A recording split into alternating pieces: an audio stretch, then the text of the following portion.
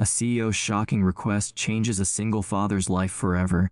The moment she said it, the air between them seemed to shatter like fragile glass in bright daylight.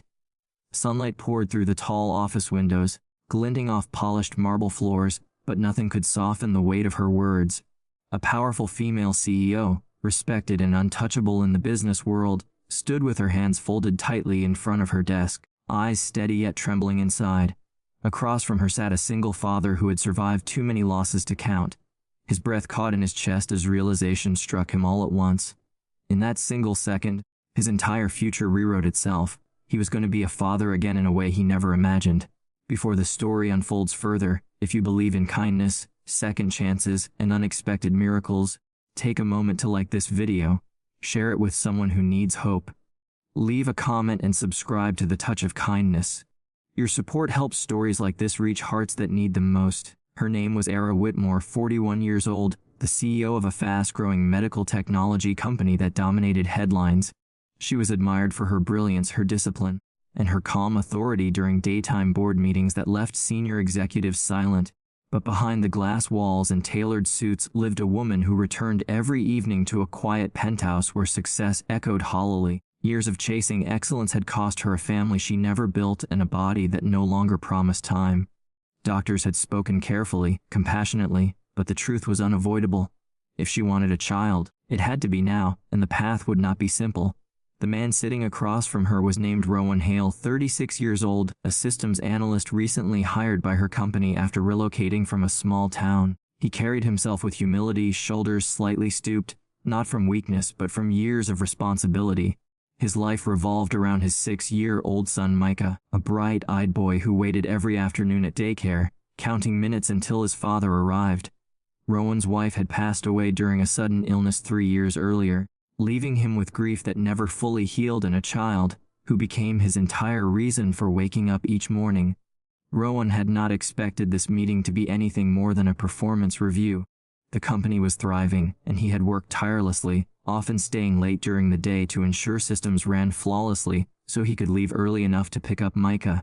He respected Ara deeply, but kept a careful distance, knowing power often came with invisible lines. When she asked him to stay back after the meeting, he felt a flicker of anxiety, not curiosity. Ara had noticed Rowan months earlier, not in the way rumors would later suggest, but in the quiet consistency of his work. He never spoke over others, never claimed credit loudly. Yet problems seemed to dissolve around him. What truly caught her attention, however, was the photograph he kept on his desk, a small frame showing a little boy laughing under a bright daytime sky, sitting on a man's shoulders at a park.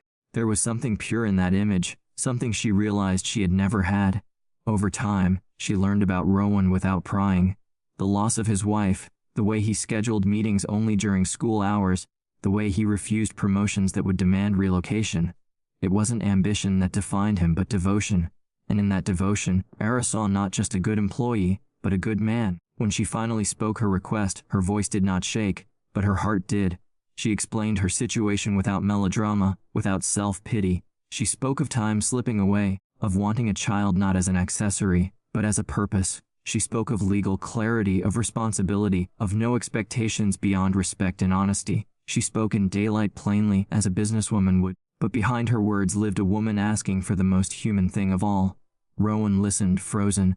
His mind raced through memories of holding Micah as a newborn, of hospital corridors, of promises whispered to a woman he loved and lost. He felt fear, confusion, and an overwhelming sense of gravity. This was not an offer that could be weighed lightly. It was life-altering, irreversible. He thought of Micah first, as he always did. He thought of how another child would change their small, careful world. He thought of whether his heart, still bruised, could expand again. Days passed before Rowan gave an answer. Ara did not rush him. During those days, life continued in daylight rhythms. Rowan packed lunches, fixed loose shoelaces, and watched Micah draw pictures of a family with too many smiles for such a small page. Ara, meanwhile, walked through sunlit corridors of power, signing contracts worth millions, yet feeling more vulnerable than ever before. When Rowan finally agreed, it was not out of obligation or it was out of something quieter and stronger. He believed in building something honest. He believed in responsibility. And deep inside, he believed that life sometimes offered paths that made no sense until you walked them. The arrangement was careful, respectful, and transparent. Lawyers ensured boundaries. Doctors outlined steps, and everything was done in the clear light of day, but no amount of planning could prepare either of them for the emotional undercurrent that followed. Ara found herself watching Rowan more closely, noticing how he spoke gently to Micah during lunch visits, how he knelt to listen rather than tower over. Rowan found himself seeing Ara not as a title, but as a woman who laughed softly when Micah showed her a crooked drawing of a rocket. The pregnancy changed everything. For Ara, it was a physical transformation that grounded her in ways boardrooms never could. Morning sickness during meetings, exhaustion beneath sharp blazes, and a constant awareness that something precious was growing within her. For Rowan, it was the realization that his life was expanding again. He attended appointments during lunch breaks, standing quietly in bright clinics feeling awe and fear intertwine. Micah sensed the shift before it was explained. Children often do. He noticed the way Alara smiled more when she visited, the way his father's eyes softened when he spoke about the future. When Rowan finally told him about the baby, it happened under a clear daytime sky at the park where they always went. Micah's reaction was not confusion but joy. He asked if he could teach the baby how to draw stars. As months passed, rumors tried to bloom, but truth stood taller. Ara addressed her company openly, explaining her pregnancy without scandal, without shame. Respect followed her honesty. Rowan continued his work, grounded and steady. They were not a fairy tale, not a secret romance, but something rarer. They were two people choosing responsibility and kindness over fear. The day the baby was born arrived quietly under a soft afternoon sun. Ara held her daughter, tears tracing paths she never allowed herself before. Rowan stood nearby, heart pounding, realizing that love did not divide, it multiplied. When Mika met his sister, his small hand reached out instinctively, as if he had been waiting his whole life for that moment. Life did not become perfect. It became real. Ara balanced motherhood and leadership, sometimes stumbling, often learning. Rowan navigated fatherhood, and you guided by experience and humility. They built a family not bound by traditional beginnings, but by deliberate care. If this story is touching something deep inside you, take a moment right now to pause and reflect on how kindness and courage can change lives. Years later, people would ask how it all started.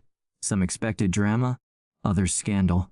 But the truth was simple. It began with honesty in broad daylight and a question asked with courage.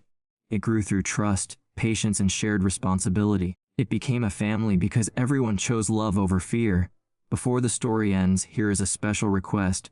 Comment below with the word kindness if you believe families are built by heart, not by circumstance, and if this story moved you, if it reminded you that second chances arrive in unexpected forms, please like, share, and subscribe to Touch of Keenness.